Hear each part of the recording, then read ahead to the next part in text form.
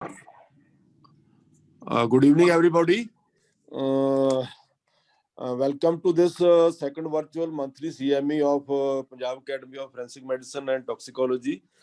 The topic this time we choose is medical legal aspects of female sexual assault, and the learned speaker is our dear Dr. Vijaypal Khanagwal, Professor and Head and Department of Forensic Medicine at Kalpana Chawla GMC, Karnal.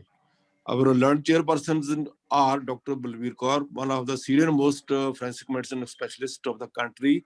She served in India till her retirement, and now she is serving in Nepal, somewhere in private medical college. Our second learned chairperson is Dr. Preet Kanwal CBA. She is professor of gynae and obstetrics in GMC Patiala. She is a very refined teacher. I welcome everybody. And with this, without losing time, I request and hand over the command of the CME to Dr. Balbir Kaurji, who will introduce the learned speaker and start the CME. Hello, good evening, everyone. Good evening. Very good evening. It is my proud privilege to introduce Dr. Vijaypal Khanagwal, who is at presently working as Professor and Head, Department of Forensic Medicine, Kalpana Chawla Government Medical College, Karnal, Haryana. His educational qualifications, he's done his MBBS and MD Forensic Medicine, both from Medical College Rohtak, LLB also from Rohtak, MD University, and he also has done Master of Human Rights from Pondicherry University. He has total experience of 30 years in teaching, out of which 15 years he has been a PG teacher and professor since 2007. He has 77 publications to his credit, 37 out of which are international and 38 are national. Conferences and CME and workshops attended 57, in which they presented 63 papers, and guest lectures delivered were 16, and sessions chaired and at CME or conferences were 17. Conferences and workshops, he has supervised 7 MD theses and co-supervised, he was co-guide in 2 MD and 1 PhD, of 1 PhD candidate. He has been examiner and paper setter for various universities in Punjab, UP, Haryana, New Delhi, Kolkata. And he's a member, very honorable member of many scientific societies. And he is also president, has a position held as President Haryana Chapter of Indian Congress of Forensic Medicine and Toxicology, Senior Vice President Haryana Medicolegal Society, Vice President Indian Academy of Forensic Medicine North Zone, Vice President Indo-Pacific Association of Law, Medicine and Science, Vice President Literary and Magazine Club, University of Health, Science and Science Rohtak. He's advisor, Punjab Academy of Forensic Medicine and Toxicology. He's also been joint editor of Journal of Indo-Pacific Academy of Forensic Odontology, honorary secretary in Indian Medical Association, PGIMS Rohtak, treasurer, Indian Congress of Forensic Medicine and Toxicology, and member, International Board, International Journal of Medical Toxicology and Legal Medicine, and also member, National Advisory Board, Journal of Indian Academy of Forensic Medicine. He is also has received and appreciations and awards of many at state level and at other levels also. State level IMA award for outstanding service to the cause of IMA Haryana state for the year 1997-98. That was for best branch award, and also in the same year as blood donation award. Appreciation letter from Honorable VC USS Rohtak for maintaining the essential service in the hospital during strike period in 2013 and 14. Honored by Samaj Sudhar Sabha, Haryana in 2012, certificate of appreciation from UHS Rohtak for being staff editor of University Magazine, osteometric sex determination from Radius, which was adjusted as the best poster in internal conference at the Kuala Lumpur, Malaysia in October 2013.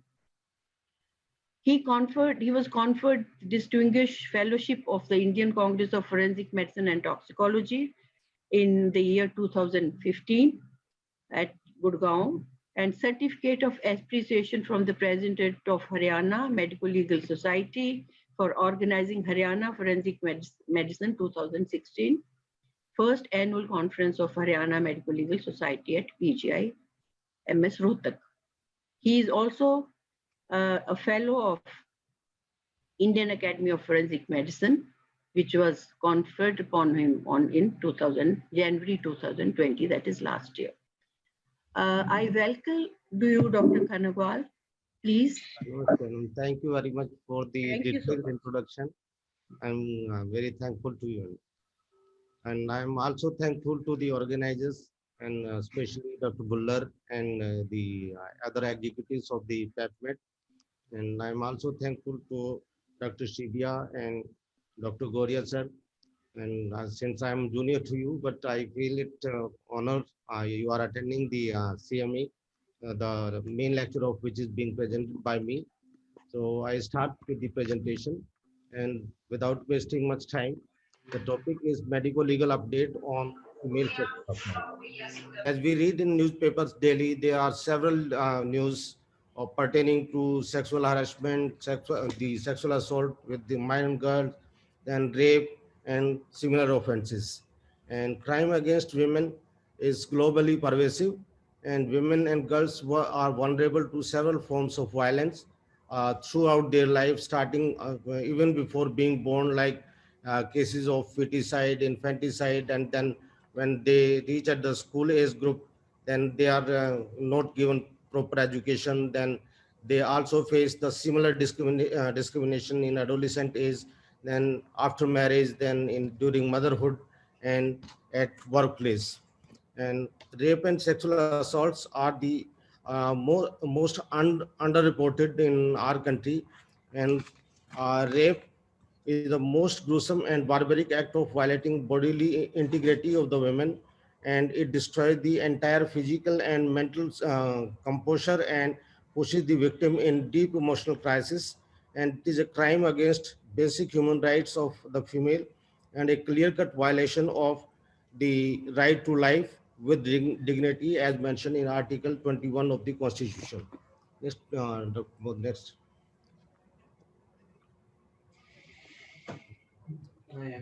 We know that the Indian Penal Code came into existence in 1860, and rape was defined clearly in Section 375 of the Indian Penal Code, and punishment for which was given in Section 376.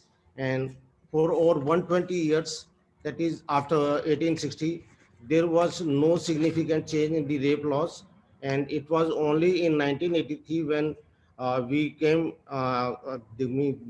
Criminal Law Amendment Act was enacted following the Mathura rape case, which was a case of gang rape by policemen of an Adivasi girl, which occurred in 1972. But the case, when was brought to the Sessions Court, the Sessions Court acquitted the accused and commented that though sexual intercourse has taken place, but there is no evidence that the consent was not given by the female, and the accused were acquitted. Then the case went to the High Court, and High Court the sentence, when the High Court held that sexual intercourse has taken place and the accused were guilty. But when the case reached to the Supreme Court, it overturned the decision of the High Court, saying that intercourse in question is not proved to amount rape, and it caused a great public uproar. And ultimately, the criminal law has to be amended, and new section 114A was inserted in the Indian Evidence Act, which was taken to be that there is absence of consent in certain prosecutions of rape if the victim says so. Means if the female says that consent was not given, it will be presumed that consent was not given.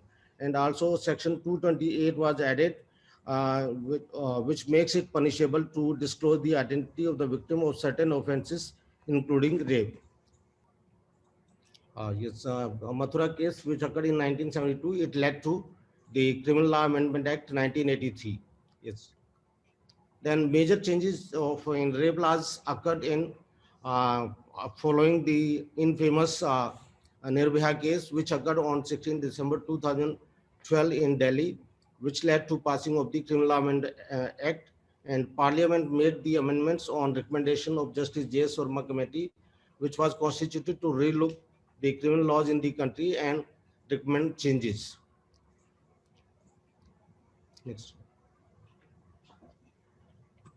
In And then subsequent to 2013, even after the passing of the very stringent act, that is Criminal Law Amendment Act 2013, still the cases of rape were going on.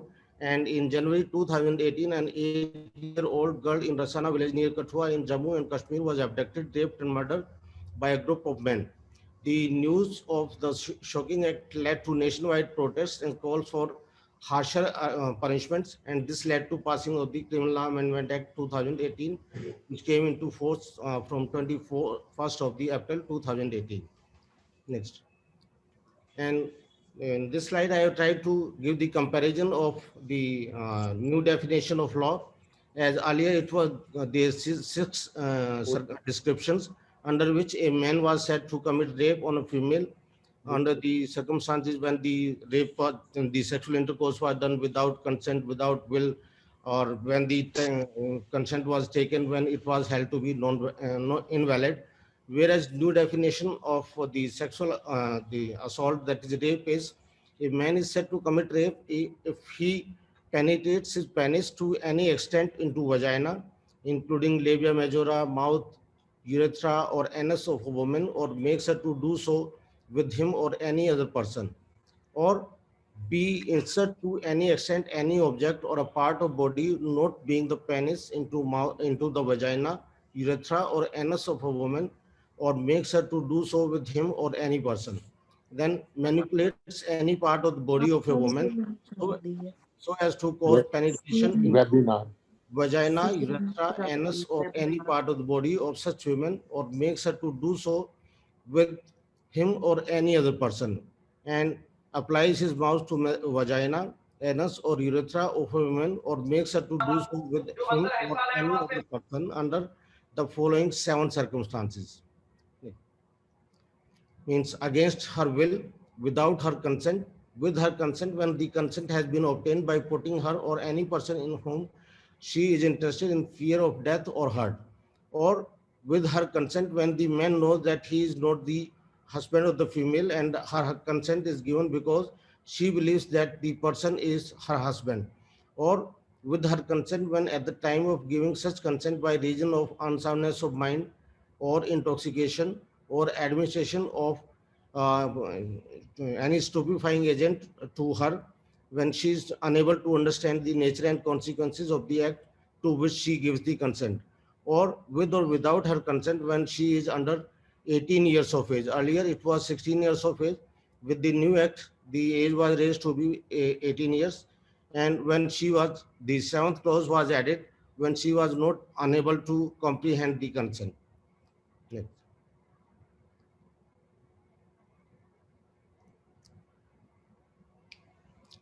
And the so far as the comparison of the 2 acts, that is the Criminal Law Amendment Act and the Criminal Law Amendment Act 2018 are concerned, the punishment up till 2013, that is starting from 1860 to 2013, the maximum punishment was the punishment was imprisonment for a period not less than 7 years. However, in 2018 amendment, the punishment was increased and it was not less than 10 years. and imprisonment for life as well as fine.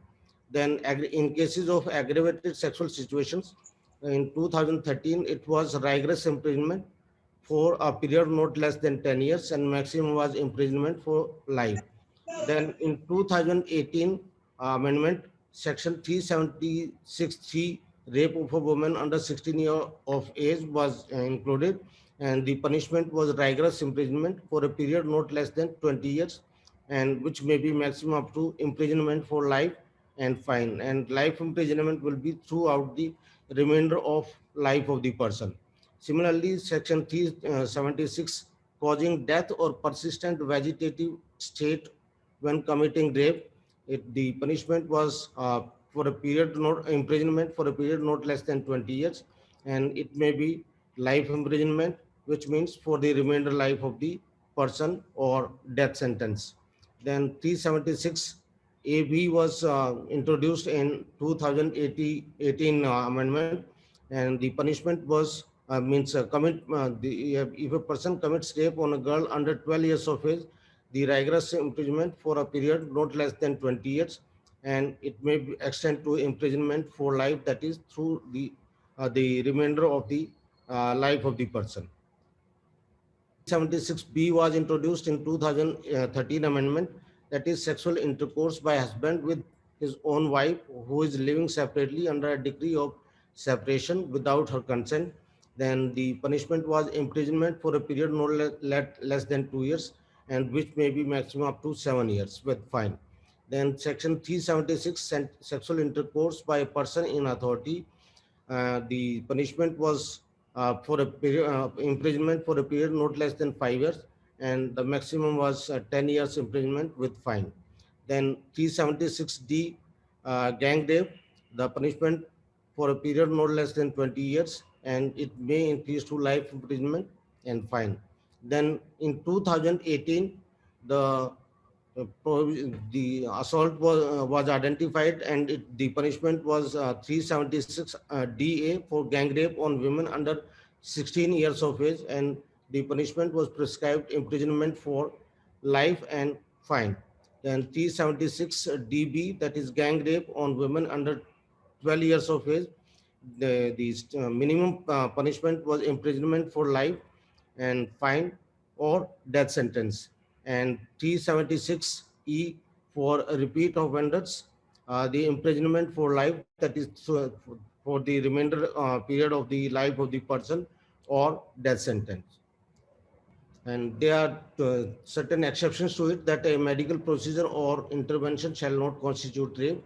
And exception 2 was sexual intercourse by a man with his own wife, with or without her consent, will not be considered as rape if she is more than 18 years of age. And if she is below 18 years, sexual intercourse with or without her consent is rape, that will be a marital rape.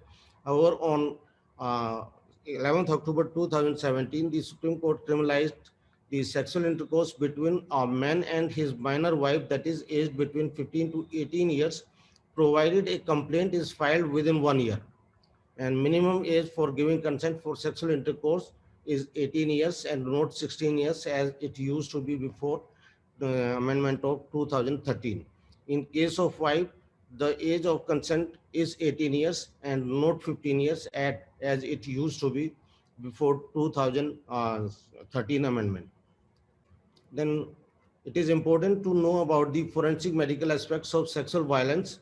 And the question is, yes, it is important to know about the forensic medical aspects of sexual violence, because it is in the interest of the society.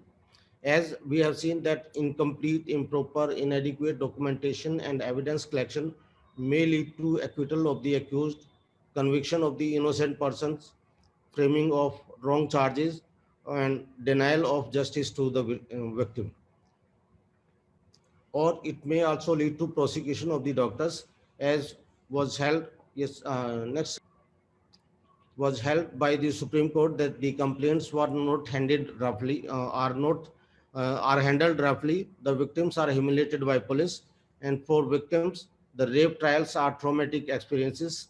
The experience of giving evidence in court is even worse than the rape itself, and court proceedings added the psychological stress to the victims of rape. Then the Delhi High Court also held that courts have quite often observed that though they are convinced that the accused is guilty, but they had to acquit him by giving benefit of doubt because due to failure of the investigators in properly conducting the investigation. And one of the well-known causes for the failure of the large number of prosecutions is poor, and it is faulty, and it is without proper investigation. Yes. So in case of the 376B, sir has said that marital rape. Is it punishable in the India or not? Yes, it is punishable if the complaint is lodged within 1 year of the assault. In Karnataka High Court in 1990 held that many prosecutions, such as present one, failed for want of proper medical evidence. Means it was a challenge for medical profession, and it was commented upon by the Karnataka High Court that injuries are not properly noted down, samples are neither drawn properly, nor they are preserved, and the records are not reliable, and doctors are giving shocking opinions in courtroom, often contradicting documents in the records.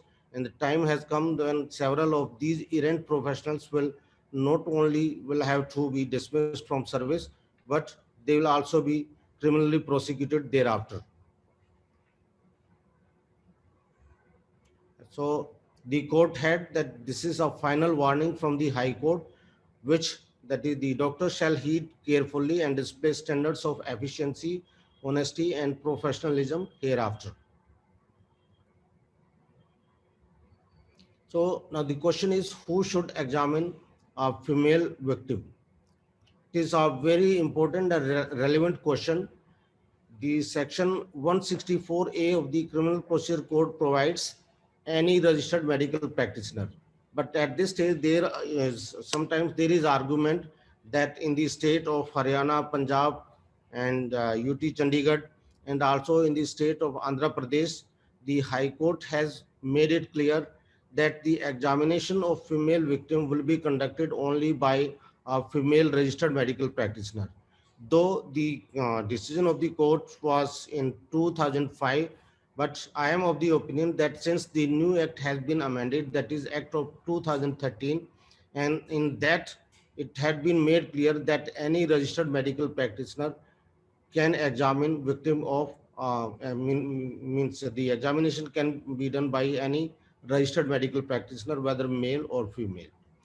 Whereas section 53 of the Criminal Procedure Code lays down that the arrested female or accused should be examined by or under the supervision of a female registered medical practitioner. Whereas under section 27(2) of the POCSO Act, the victim girl child should be examined only by a female doctor.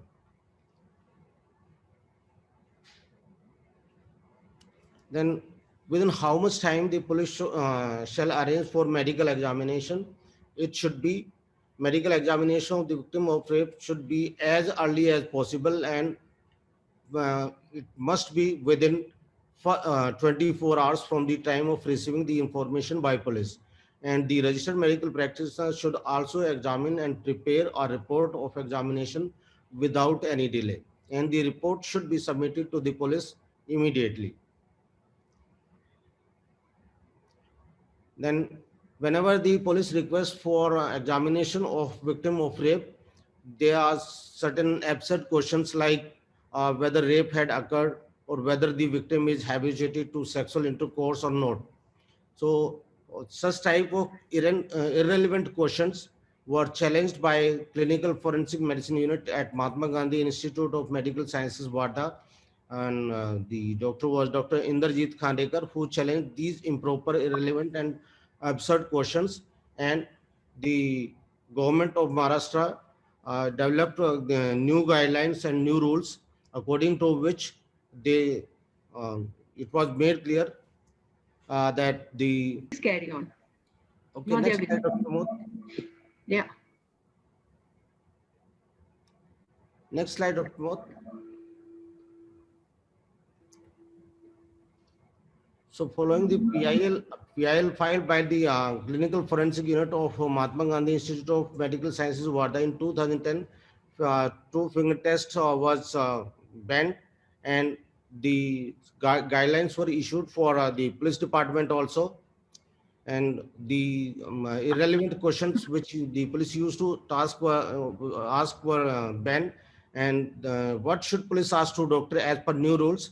Whether there was sexual act and whether it was recent and forceful. What are the number, location, and types of injury on the victim? Whether any foreign body, that is hairs, blood, semen, stains, etc., are found on the victim's body, and collection of relevant samples from the victim, etc. Only such type of the questions were desirable and are important and are relevant in cases of examination of victim of rape. And ideally, the purpose of examination by a doctor of the victim of rape is evidence of recent forceful vaginal or anal penetration or intercourse, and evidence of non-penetrative assault. Then regarding evidence of injury suggestive of application of force or restraint, and opinion as to the age and nature of the injury, and regarding evidence of sexually transmitted disease or venereal disease, or regarding influence of drugs or alcohol, etc. A rape victim comes to you or the hospital without police papers, what a doctor should do? Does it require requisition or request from the police? The answer is no. Whereas our standard textbooks like Guharaj, Krishnan, Malik, Mukherjee, Reddy, Rao, Sen Gupta, Singhal, Nandi, they say that the written requisition should be there.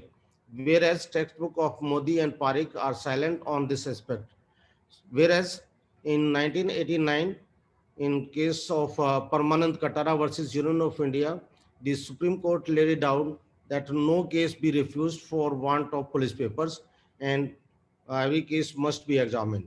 Then next, uh, in 2016, the Supreme Court held that rape victims' need for medical examination constituted a medico-legal emergency, and in three ways by which a hospital may receive a victim of rape means the victim may report directly to the doctor, or police may bring the victim to the doctor for examination, or the patient or the victim may be sent by the court for examination.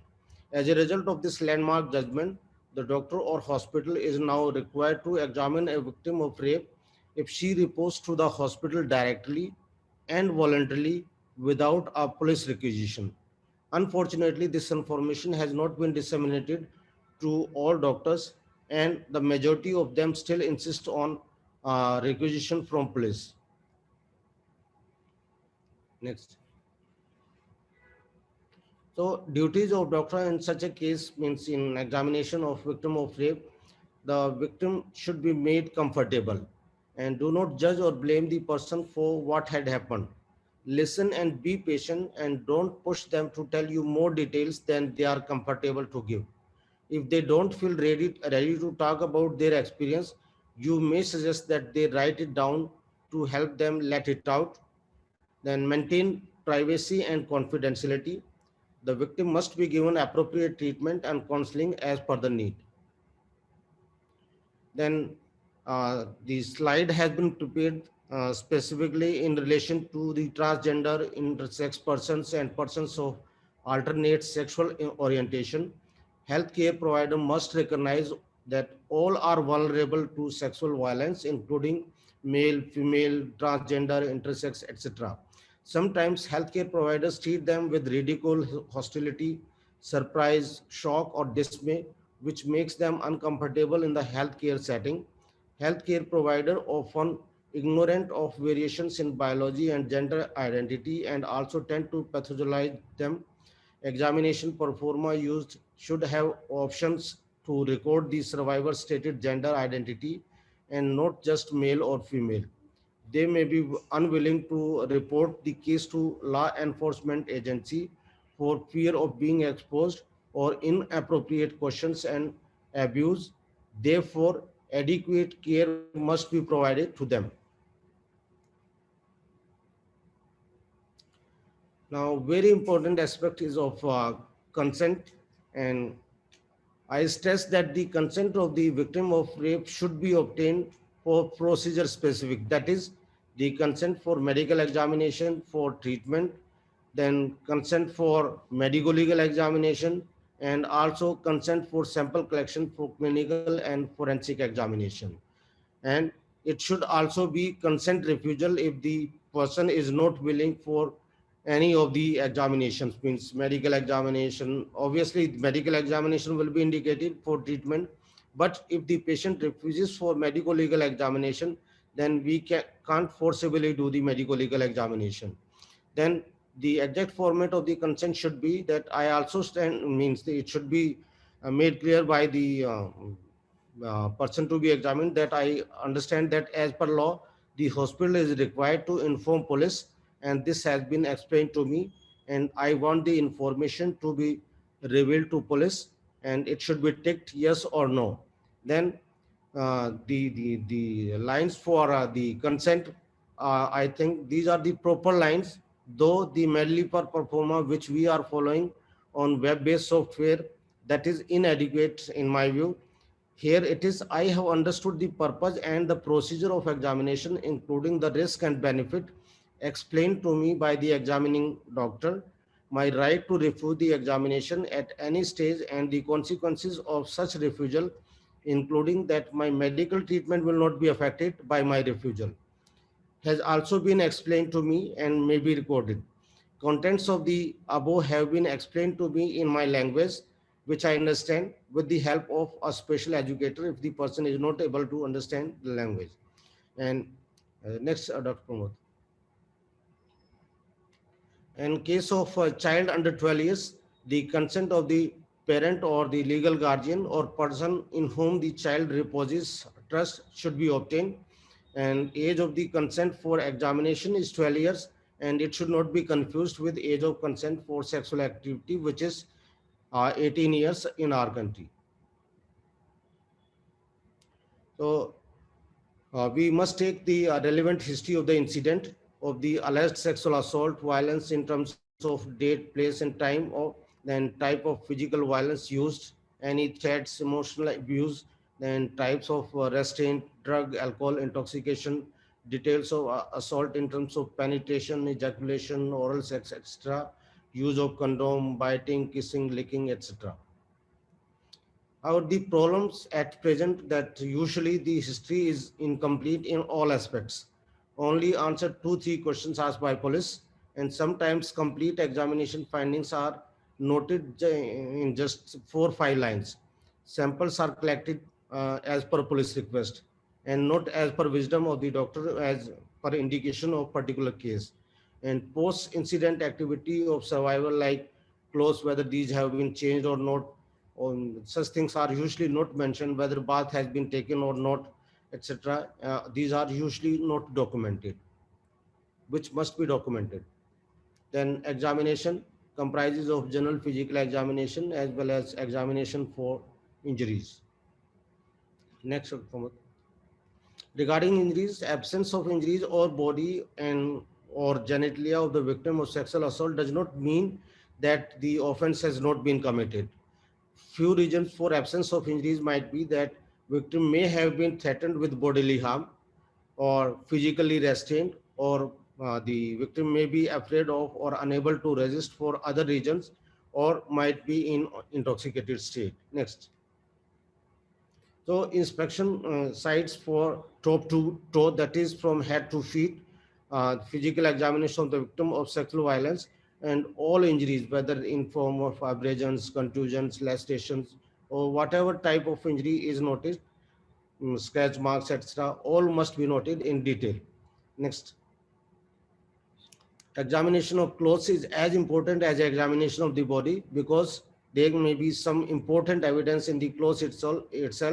If the clothes are same as those which were worn at the time of assault, particularly for evidence of tears, loss of parts, stains, etc., must be examined in detail.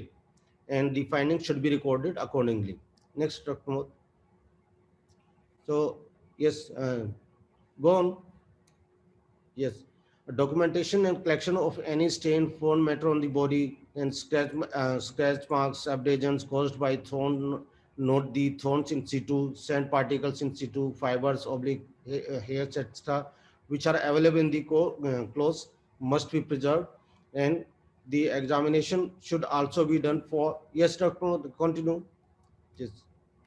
Yes, inspect the hidden area like oral cavity or anogenital region of the body for evidence of injury, particularly orofacial region. Bruising of lips may be evident. Orofacial region, check for a torn frenulum and broken teeth, particularly in children. Yes, next report. And detailed local examination of genital parts and other orifices, and hymen examination. It should be treated like any other part of the genitalia, and document only those findings those are relevant to the assault, that is fresh tears, bleeding, edema, etc. Earlier the practice was finger tests and giving opinion whether the victim is habitual to sexual intercourse. It is not at all required, and one must never attempt it. Next.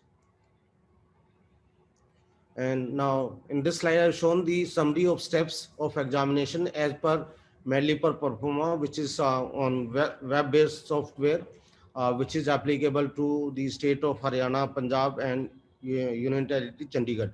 And these steps are, first there is consent, then history, then examination of the outer clothing, examination of the inner clothing, then debris collection in 5 envelopes as per safe kit, then breast swab, then combing pubic hair, clipping of pubic hair, matted pubic hair, cervical mucus collection, vaginal secretion collection, and culture, then culture to rule out the sexually transmitted disease, then washing from vagina, rectal examination, oral swab, and blood collection in EDTA and plain, and urine examination.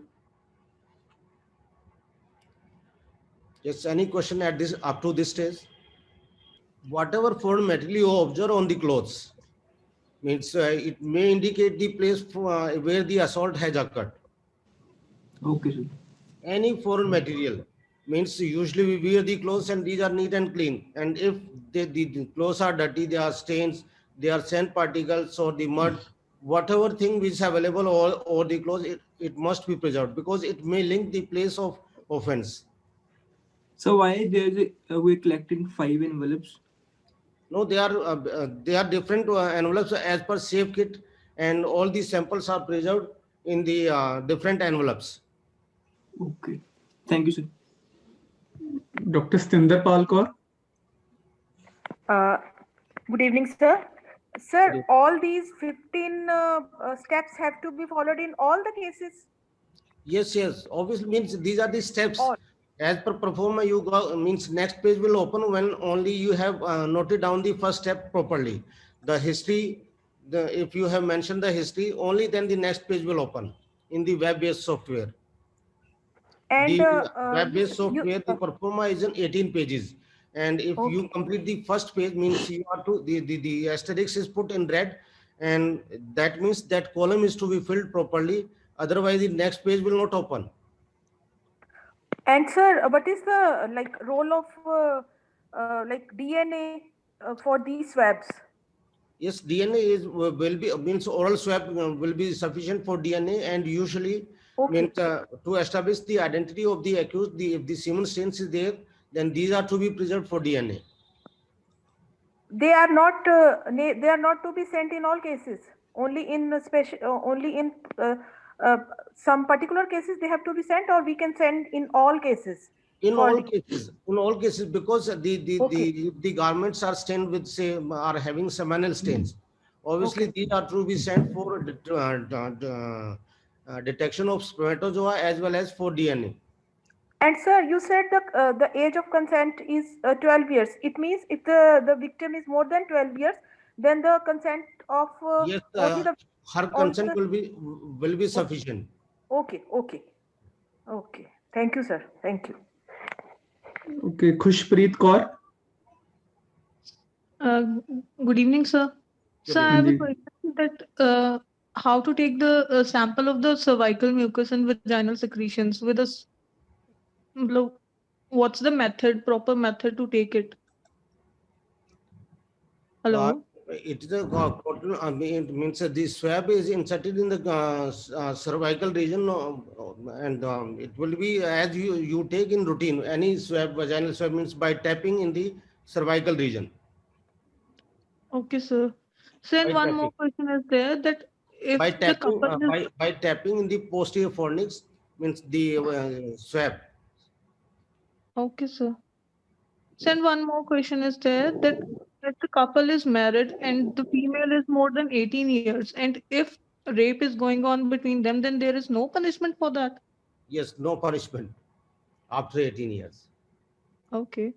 But under Domestic Violence Act, they can. Yes, under domestic violence, the case may be filed, but not Yes.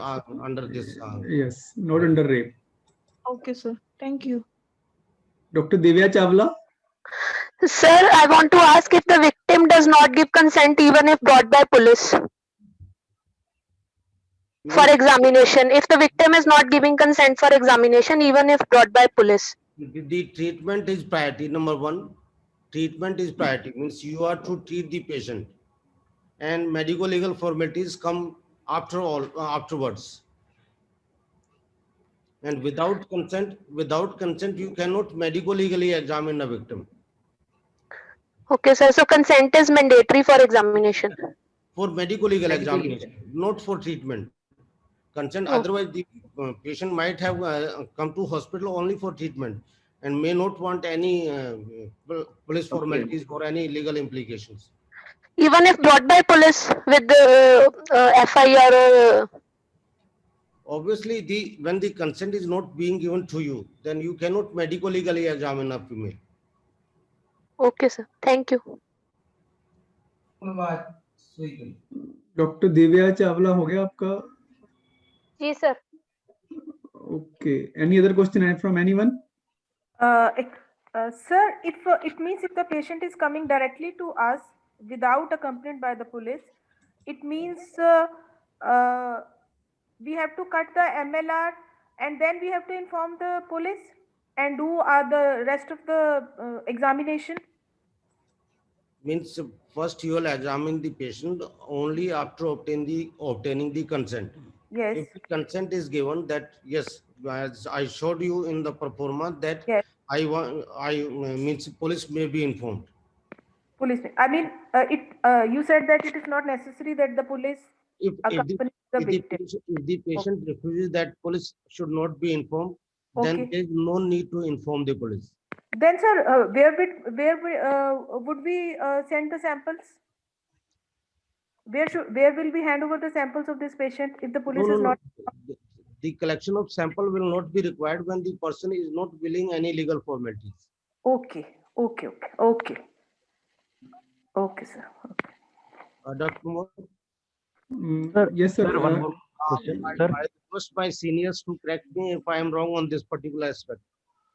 Sir, if there is a accused, he is not giving consent for medical legal examination, then Accused, there is provision that reasonable degree of force can be used, though it is not mentioned who will use the force. Obviously, the doctor will not be using any force to submit the person for examination.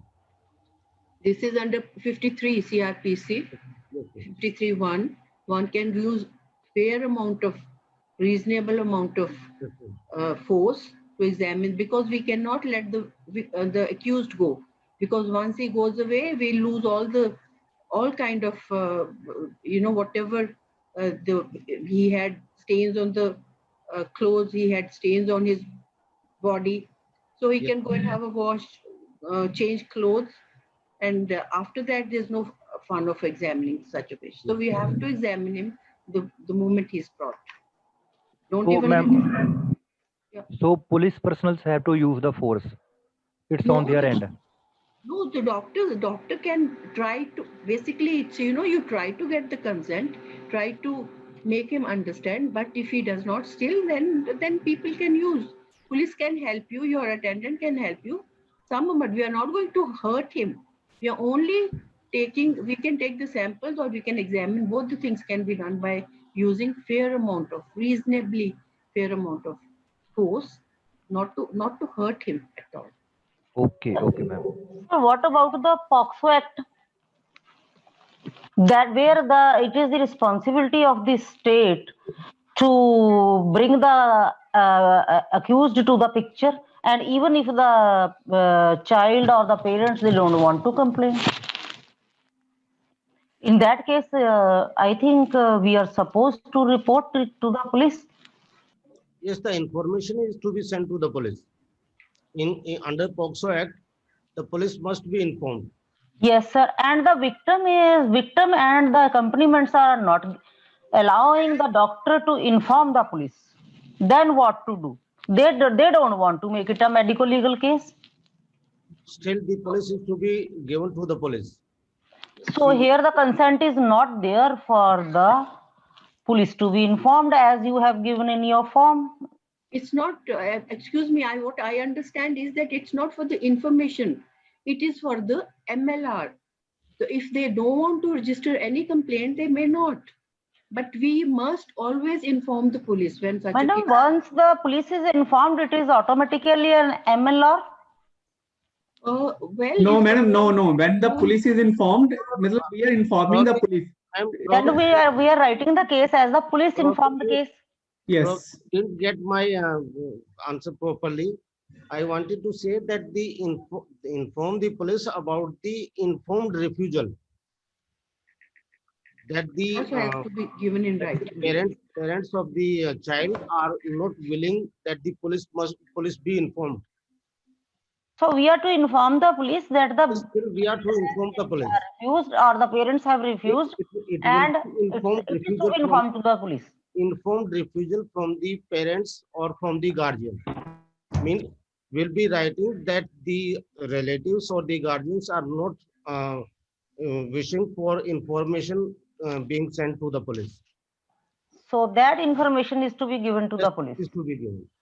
And it should be taken, patient signature or the guardian signature also taken that they don't want to lodge any complaint. Even. They don't want any MLR. It's the patient or the guardian. So this will be an information to the police only. Information, yes. This happens many times when the child is abused by some person in the home only. Yes, many times. They cannot do anything.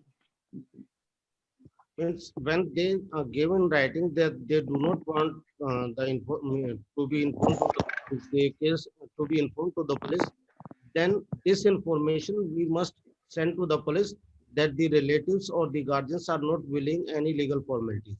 Okay, sir. Thank you, sir. See, when there is no complaint from the victim side, so who will register the case? There's no complaint. They don't want to lodge any complaint. Negative smear. Means the no spermatozoa are detected. This usually comes the report. What could be the reason for that? Condom might have been used, or the assailant may have vasectomy or disease of the vas, or there might be delay in analysis, or there may be washing of the genitals, or survivor was menstruating, or sexual intercourse was done without ejaculation, or sexual intercourse was with ejaculation outside the genitalia. These could be the reasons that the smear may be negative for spermatozoa. Means it must be kept in mind. So far as the management is concerned, pregnancy prophylaxis is important. Presently, it is usually ignored. So survivors are getting pregnant even if they report to the hospital within few days of the assault. Next. So what is the regarding possibility of pregnancy? We must discuss possibility of pregnancy resulting from the assault, assess for the possibility of pregnancy, and advise patient to return for pregnancy testing if she misses her next period.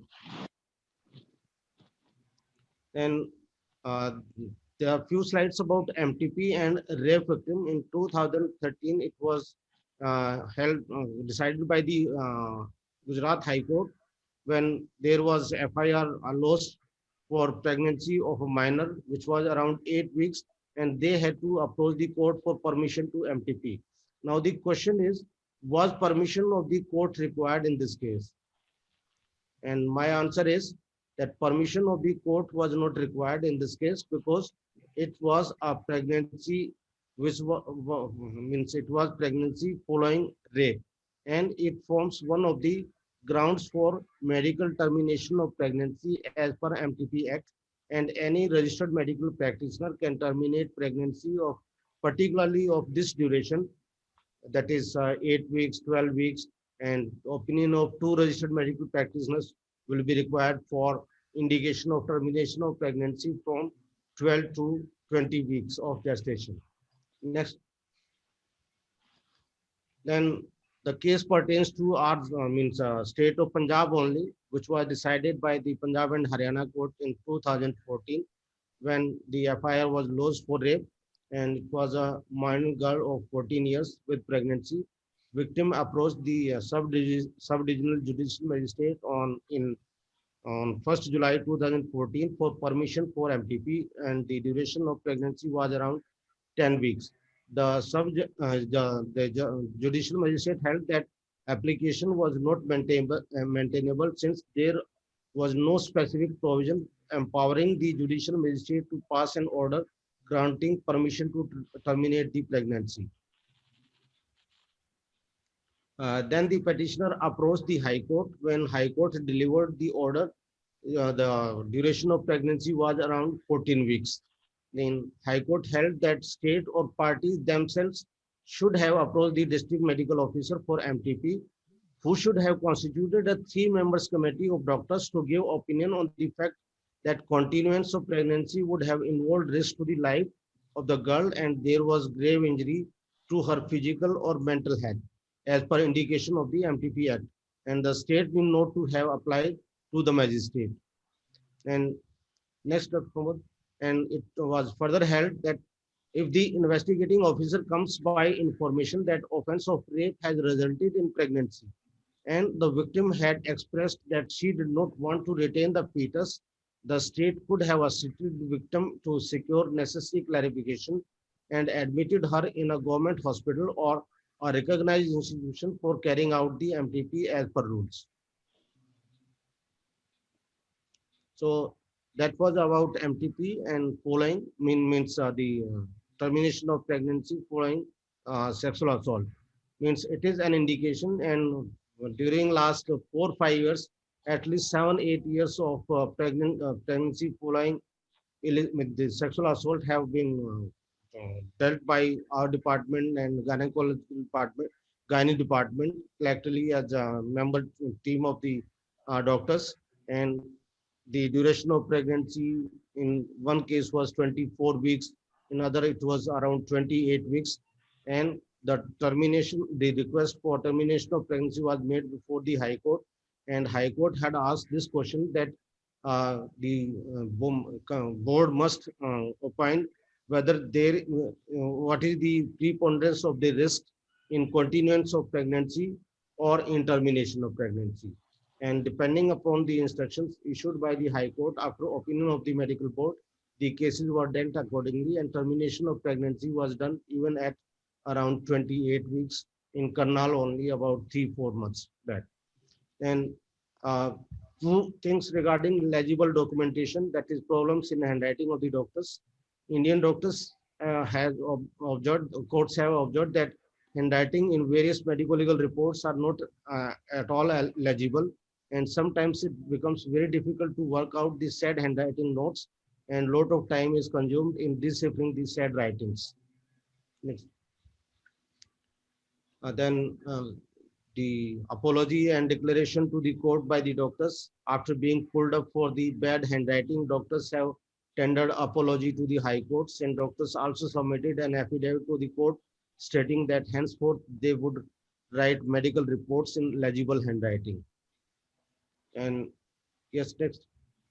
And to overcome handwriting problem, the courts have issued direction that only the computer type postmortem reports and medical legal report should be issued. Next.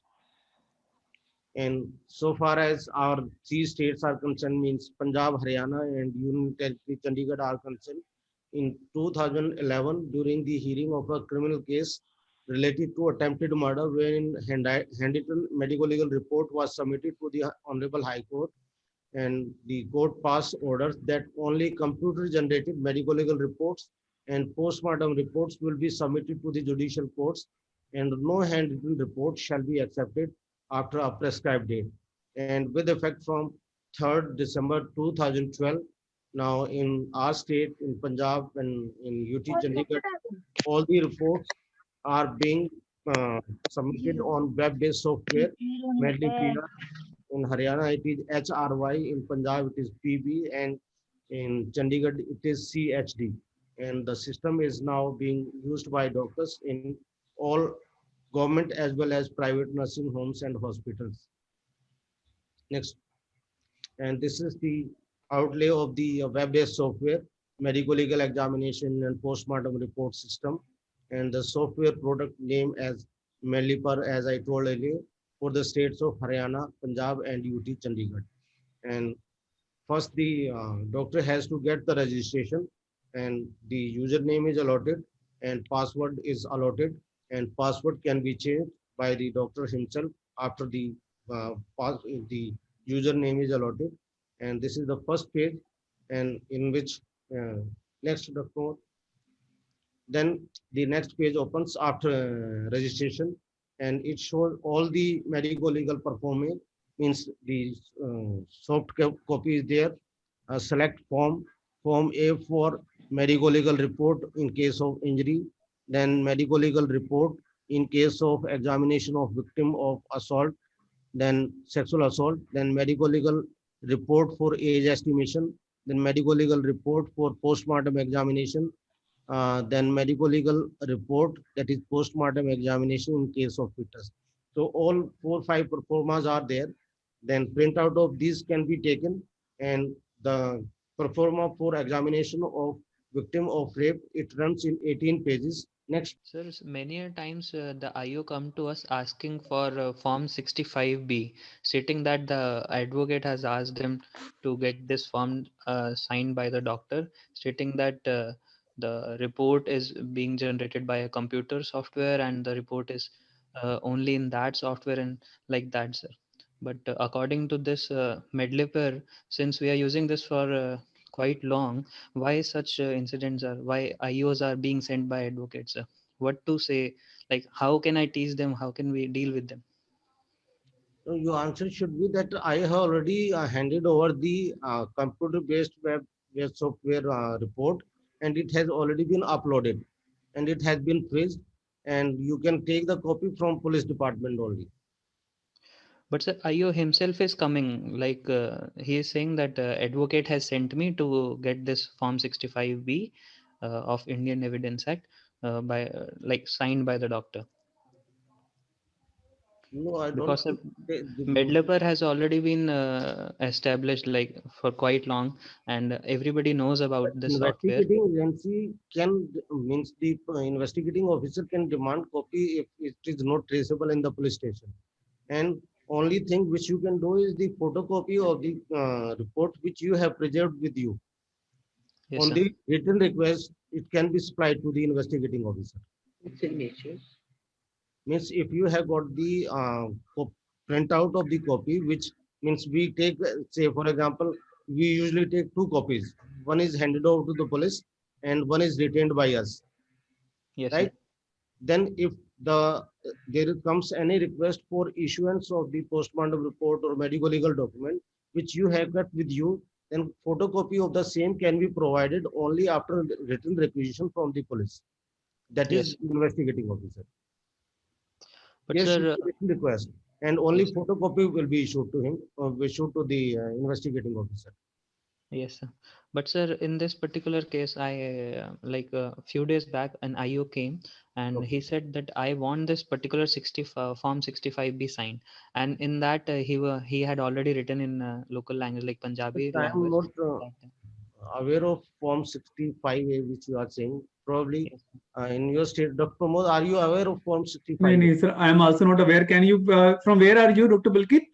Sir, I am from Chandigarh, PGI Chandigarh, and the IO came from Ludhiana region, and he stated that Form 65B has to be submitted by you, and he has already written that thing like, I am this doctor, I conducted this postmortem, and the postmortem copy has been submitted to me. Like I am giving this to the IO, and IO has already prepared a few points, which I am just telling you that I conducted this autopsy, and the report of this autopsy has been generated in a computer, and the report has not been shared to anyone else, and the computer is in the department and it is not going anywhere. Like it was like that, and I searched on this thing, and it was under Indian Evidence Act, which also states this similar kind of things. Okay, I think there is no harm. I told him that the Medliper is already there, and if your advocate needs this, he can also Google it. Like Medliper is already been established, and it is directly linked to the High Court. But he was not convinced by me at that time. No, my point of view is that the investigating officer can ask for any document from the doctor, and on written requisition, we must comply with that. Okay. Can I add, Dr. Yes, Vijay? Yes, sir. Actually, in my department, I have never seen such requisition from any police officer. But if somebody insists on like for this type of form, then there is no harm. We can give it. Right. Okay. Particularly if the investigating officer himself has visited you. Okay, sir. Yes, sir. Okay. Any other question? Thank you, sir.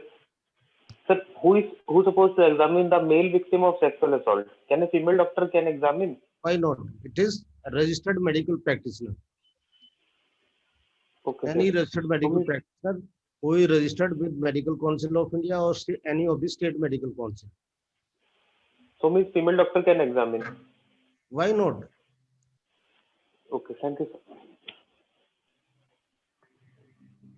Actually, preferably we take that if male doctor available, then male should examine. But if the male doctor, female doctor, there is she's also registered medical practitioner, she can very well examine. Sir, in the field I have seen they are giving written refusal and sending them no male doctor available, so refer to such and such place. It is not correct. It is not proper. Okay, sir. Probably in Punjab, may I give a reply? Sure, sir. Sure, sir. Probably in Punjab, High Court has given an order that only the female doctors will examine the patient in Punjab. So that is applicable to Punjab, probably Punjab, and maybe to the Haryana too. Yes, that only female doctors should examine. But for the rest of India, there is nothing, no such orders. No, sir. If the victim is male, Andhra Pradesh also. If the victim is male, then a male doctor can examine. But if the victim is a female, then Punjab and Haryana High Court had ordered once that the females should examine only. Sir, if the victim is under 12-year male child, then the female doctor can examine. A female doctor can examine. Female, there is no bar to a female examiner. Yes. There are bars only to the male doctors. Thank you, sir. Yes, sir. Yes. So this is the first page showing description of the details of the doctor. And next. So all this information is regarding the examination of victim of rape as per Medliper Performa. I mentioned that on page number 1 there is particulars of the examining doctor, then consent of the survivor. On page number 2, particulars of the survivor, date and time of examination, then details of the accompanying police official, then accompanying person, female attendant, marks of identification history, and brief discussion of the incident, then general physical examination, condition of various clothes on page number 4, then details of injuries from head to feet with topographic diagrams. It runs in 4 pages with the diagrams of the body. Then details regarding the penetration and other findings related to alleged sexual assault. Then local examination of genitalia as page number 10 and 11. Then examination of anus and rectum. Paravaginum digital examination of vagina, cervix, uterus, per speculum examination of vagina, cervix, fornicis, uterus, and hymen, only if relevant, then sample collection for page number 15 and 16, and forensic science lab, and the referral advice at page number 17, as well as remarks regarding age, evidence of injury, intercourse, child sexual abuse at page number 17. And at the last page, investigation lab and radiological examination, especially with reference to uh, determination of age of the victim. Then summary of steps of examination at page number 18. So this pro forma runs in 18 pages, and it takes at least 1 hour to complete the pro forma if we complete all the findings. Next. Then the main question from the medical officers to the forensic medical medicine expert remains that how should we give the opinion? Depending upon the findings observed on examination, depending upon the results of forensic science lab, and other things. So I have tried to make the opinion in depending upon means either we may find physical injuries over the body, and we may also find physical injuries, the genital injuries. Then provisional opinion means immediately after preparation of the medical legal report, provisional opinion should be given as there are signs suggestive of recent forceful penetration of vagina or anus, depending upon the injury, if the injuries are over the anal region also. And sexual violence cannot be ruled out. Then, if because we know that FSL reports usually come after, say, about 3-4 months in our state as well as in Punjab, and then if the report comes positive for presence of semen, then the final opinion should be given there are signs suggestive of forceful vaginal or anal intercourse. If the injuries are over the anal region, or if both, then it can be vaginal and anal intercourse. Then there could be chances that you have observed physical injuries as well as genital injuries, and the FSL report comes out to be negative for semen or as well as for lubricant. Then the final opinion should be given there are no signs suggestive of vaginal or anal intercourse, but there is evidence of physical and genital assault. Then there can be the second possibility, means there are no physical injuries over the body, but there are genital injuries.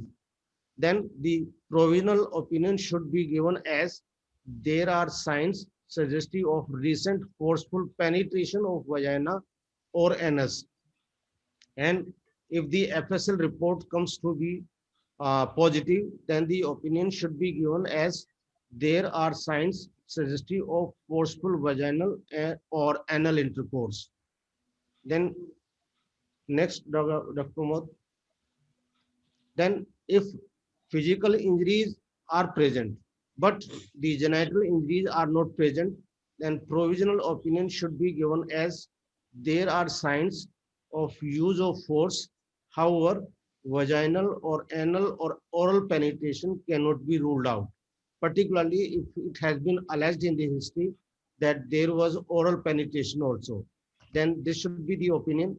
Then if FSL report comes positive for semen, the opinion should be given as there are signs suggestive of forceful vaginal or anal intercourse. And if the report comes out to be negative for semen or lubricant, then the opinion should be given as there are no signs suggestive of vaginal or anal intercourse, but there is evidence of physical assault. Means physical injuries are there, but genital injuries are not there. Then there are neither physical injuries nor genital injuries, then what should be the provisional opinion? Though it has been alleged that it was a forceful sexual intercourse, then the provisional opinion should be given as there are no signs of use of force. However, final opinion is kept pending till availability of FSL reports, and sexual violence cannot be ruled out. You cannot rule out the sexual violence even if there are no injuries. Then if the report of FSL comes out to be positive for semen, then the opinion should be given as there are signs suggestive of vaginal or anal intercourse. And if positive for semen and alcohol, means chemical examination report comes out to be blood sample is taken, and if it comes out to be positive for alcohol, then the opinion should be given as there are signs suggestive of vaginal or anal intercourse under the influence of alcohol. And if the report comes out to be positive for lubricant, there is possibility of vaginal or anal penetration by lubricated object.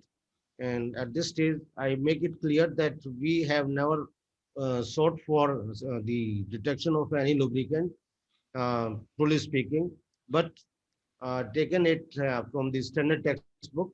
And if the report comes out to be negative for semen or alcohol or lubricant, then there are no signs suggestive of penetration of vagina or anus.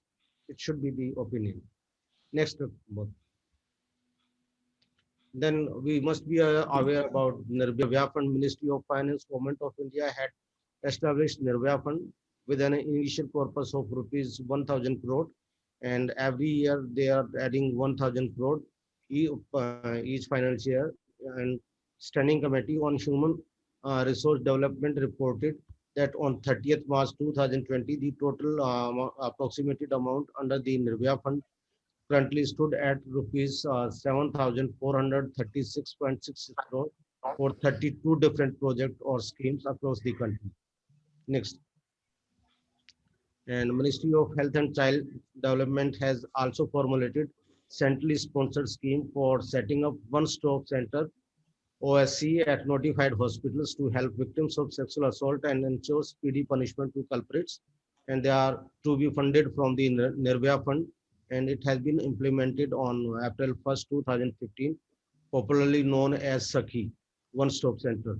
And up to 19th March 2020, 683 one-stop centers have been approved across the country to provide integrated support and assistance under one roof to women affected by violence, both in private and public spaces. And the helpline of this OSC or the one-stop center Sakhi is 181. So finally, why we are not able to create doctors competent to handle sexual assault cases properly. It is in MBBS course at medical college level, the teaching by forensic medicine department who have no practical experience of handling these cases. Usually the examination of victim of rape is done by the female doctors and usually from gynecological department. So actual handling is by gynecology department, but usually they have no role in teaching the medical legal aspects of examination of victim of rape. And examination practical reports contain old formats and students are learning the same old practice. But the satisfying thing is competency based medical education, and in which various competencies have been assigned, and the system of assessment would be summative as well as formative, and it may be helpful in improving the standard of the medical graduates in handling medical legal cases pertaining to sexual assault. Next. So in conclusion and suggestions, in lieu of recent amendments in the definition of rape, there is a need to review the way medical examination is conducted, not only for benefit of victim to enhance conviction, but also the accused in cases of false allegation. And we need to follow the performa and guidelines issued by the Ministry of Health and Family Welfare, Government of India. There should be no delay in examination of victim of rape or sexual offense, and the consent must be taken properly with sensitivity. Next. So the attitude of the medical staff should be compassionate and not judgmental, and adequate attention must be given to the victims for emergency medical treatment, emotional and legal needs. by trained doctors and the team, special kit for examination, and treatment to prevent sexually transmitted disease, and pregnancy is crucial. No finger test to identify whether the victim is habitual to sex or not, and pregnancy prophylaxis and MTP should be dealt as per rules. And finally, if medical evidence, if conducted efficiently and timely, can act not only as corroborative but may prove confirmatory. Thank you. So I'm highly thankful to Dr. Ashok Channa, Professor and Head Department of Forensic Medicine, Government Medical College, Shri Amritsar, Punjab, and Dr. Indrajit Khandekar, Professor, Department of Forensic Medicine, Kasturba Hospital, and Mahatma Gandhi Institute of Medical Sciences, Sevagram, for their valuable inputs. And I'm also thankful to my departmental colleagues, Dr. Kunal Khanna and Dr. Sandeep Giri, for helping me in preparation of the slide for this topic. I'm also thankful to the organizers for giving me the opportunity to present the important topics for the August participants. Thank you very much. Thank you so much, Dr. Khanagwal, for your very informative presentation. Just now I got a message from Dr. Chanana.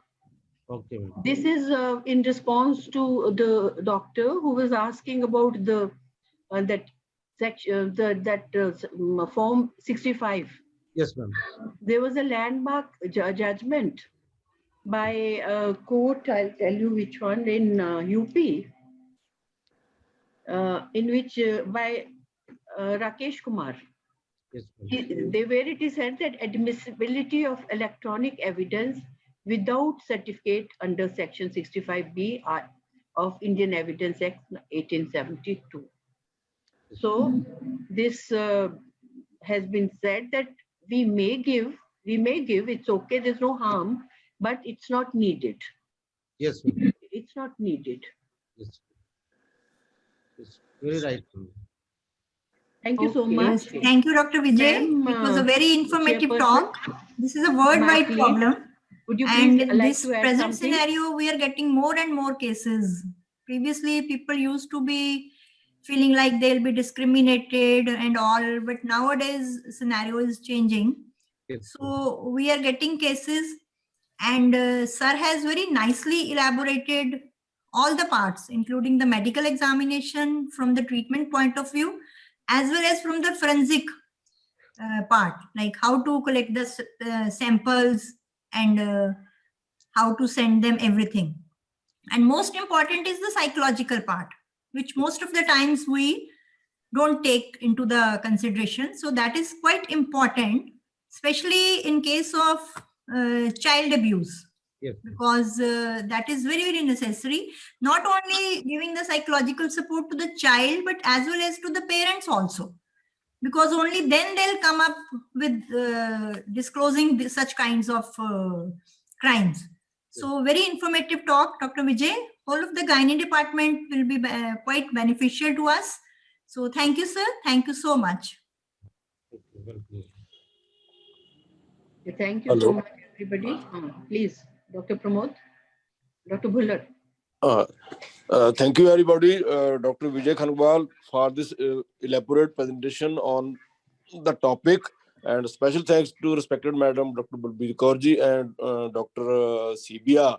And hopefully everybody will get benefited from this presentation. And with this, we sum up, conclude the things. And very, very special thanks to Dr. Pramod Goel, who has organized this virtual second CME of PEFMED. Thank you, thank you very much. Thank you, Dr. Puller, but we will keep on disturbing you again and again. I'm sure, madam, sure. Thank you, sir. Thank you very much. Thank you all. Okay. So we conclude here. Okay. Thank you so much. Thank you very much. Ma'am, hello. Yes. Ma'am, sir, do we get any CME hours for this? No CME hours for this. Okay, sir. Thank you. Yes. Okay, bye, Pramod. Okay, thank you very much. Thank you, sir. Thank you. I'm closing it, sir. Thank you.